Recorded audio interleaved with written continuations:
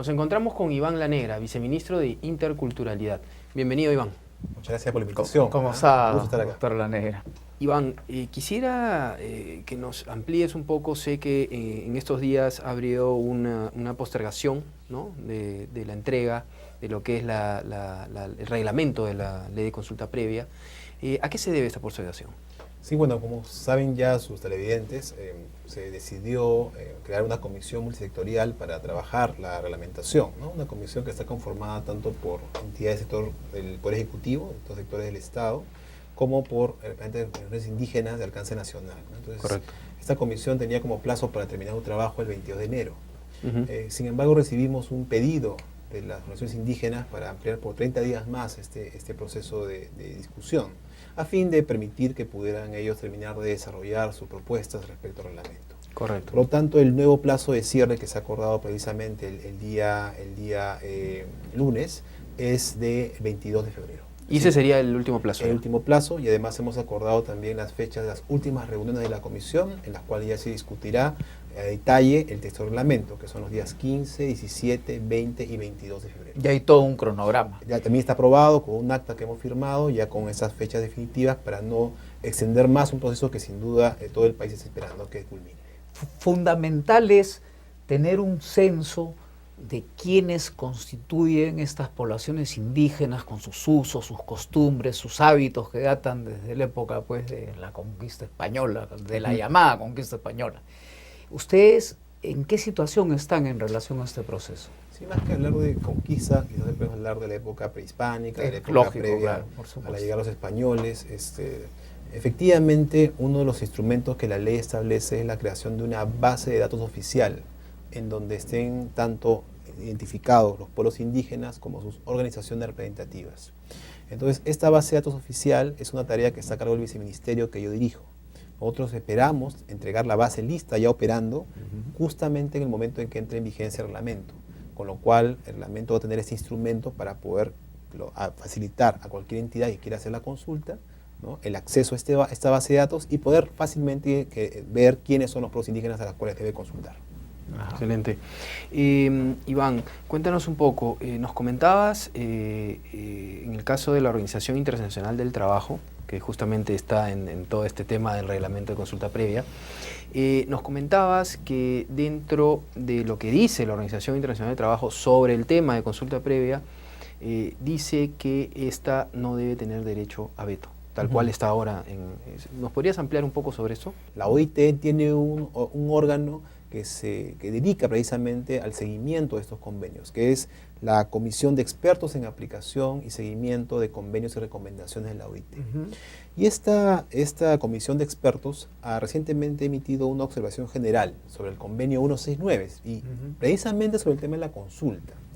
Y en una de sus conclusiones, donde después de analizar qué es la consulta, estos especialistas, ese conjunto de expertos han señalado, de la OIT han señalado que por un lado la consulta no puede ser entendida como una simple información ni un simple mecanismo informativo, eso no es la consulta. Pero al mismo tiempo dice, dichas consultas no implican un derecho de veto, ni su resultado será necesariamente alcanzar un acuerdo o lograr el consentimiento. Entonces, eso es lo que la propia Comisión de Expertos ha señalado respecto a lo que debe entenderse como derecho a la consulta en el marco del convenio 169 de la OIT. Ahora, eso desde luego no quiere decir que el Estado pueda actuar de manera arbitraria. No, el Estado evidentemente tiene que respetar los derechos colectivos de los pueblos indígenas, debe respetar los derechos fundamentales, debe seguir en el marco de competencia que la Comisión establece. Escuchar, tener buena comunicación. Y además hacer un esfuerzo real de buena fe por buscar los acuerdos. Así es. Pero creo que esta aclaración, esta precisión, los expertos de la OIT sobre el tema nos ayuda mucho a entender cuál es el alcance de la consulta y también cuáles son sus fines. Con lo cual la ley y el reglamento van a tener una buena herramienta de interpretación para su aplicación. Y se está cumpliendo con esto, además, en esta nueva ley de... Por esa razón, la propia OIT, recientemente algunos de sus funcionarios han públicamente señalado, ¿no?, que les parece que este es un proceso que hemos venido conduciendo de una manera adecuada y que el Perú se está convirtiendo en un referente respecto al tema. Correcto. Ante un acto administrativo o digamos, del Poder Ejecutivo, un plan para desarrollar, digamos, en una zona selvática, tanto proyecto de hidrocarburos o una zona minera, ¿se realiza la consulta bajo qué concepto? ¿Cuáles son las etapas? Van a haber seguramente intérpretes, algún representante que tenga, digamos, la validez de la comunidad. ¿Nos podrías explicar para que nuestros televidentes cómo se sucede, cuál es el marco de tiempo? ¿Cuáles son los pasos del proceso de consulta? ¿Qué es lo primero que tienen que hacer? Identificar a los pueblos que tienen que consultar. Entonces harán, por ejemplo, comunidades nativas en la zona. Habrá que identificar qué comunidades nativas están en la zona de la carretera, por ejemplo, y ver si efectivamente la carretera podría afectarlos directamente. Esos son los pueblos que hay que consultar, ¿no? Lo segundo que hay que hacer es informarles sobre la medida. Es decir, el Estado tendrá que decirle a todas las comunidades... Comunicar. Comunicar, miren, esto es lo que queremos hacer, estos son los posibles efectos que puede tener. Y tiene que haber luego un espacio para que los pueblos indígenas puedan recibir la información, procesarla. Y ahí efectivamente el trabajo de intérpretes, facilitadores, el trabajo del que Estado haga difundiendo lo que va a hacer es muy importante. Y luego que pase todo ese periodo de tiempo, recién ya se sienta el Estado con los representantes de los pueblos indígenas, que en unos casos serán, dependiendo de sus usos y costumbres, podría ser el representante de una comunidad nativa, o de repente si son varios organizados, de repente alguien que represente a todos, eso dependerá de cada caso en particular. Y ahí en ese proceso de diálogo van a buscar llegar a acuerdos. Correcto. Si llegaran a acuerdos, esos acuerdos son obligatorios para las partes.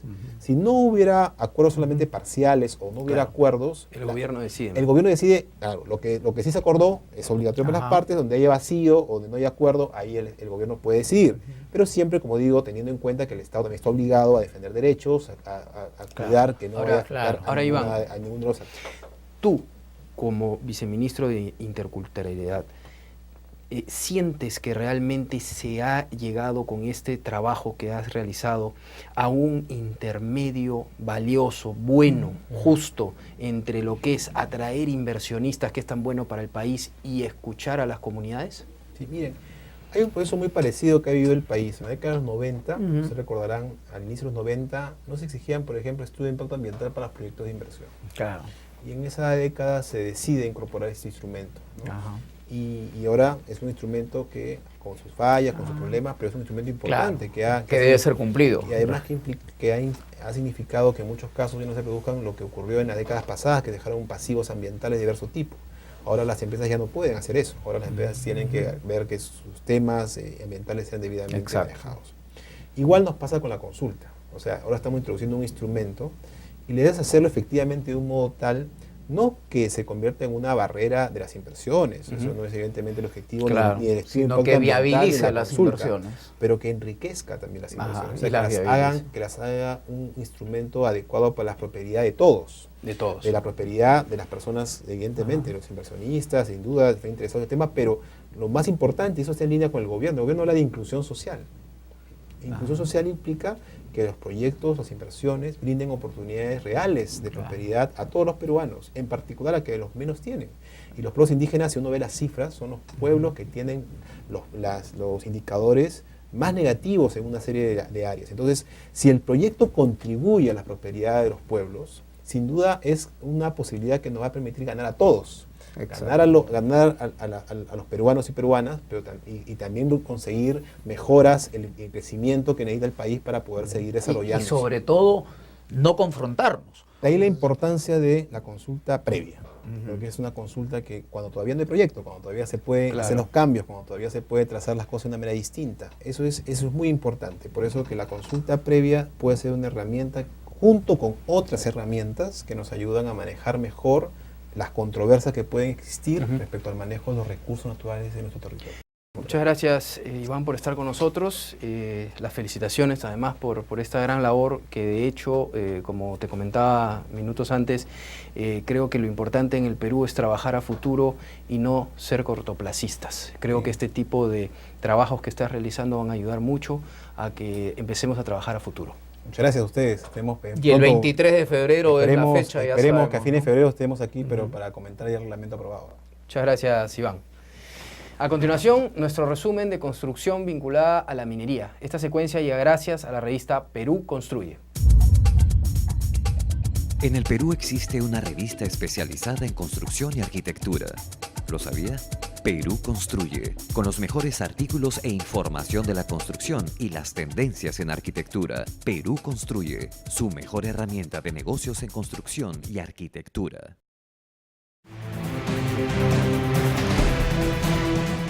Al comenzar el nuevo año, es importante resaltar los puntos que nuestro país necesita desarrollar para que la minería continúe siendo la principal actividad de nuestra economía. Es cierto que el Perú es un país minero por excelencia, pero también es cierto que aún no contamos con la logística necesaria para los grandes proyectos. Esta logística se traduce en una falta de infraestructura adecuada que afecta el desarrollo de la minería. Nuestro país cuenta con solo el 15% de las rutas asfaltadas y para estar al nivel de un país desarrollado necesitamos tener al menos 70% de estas vías listas.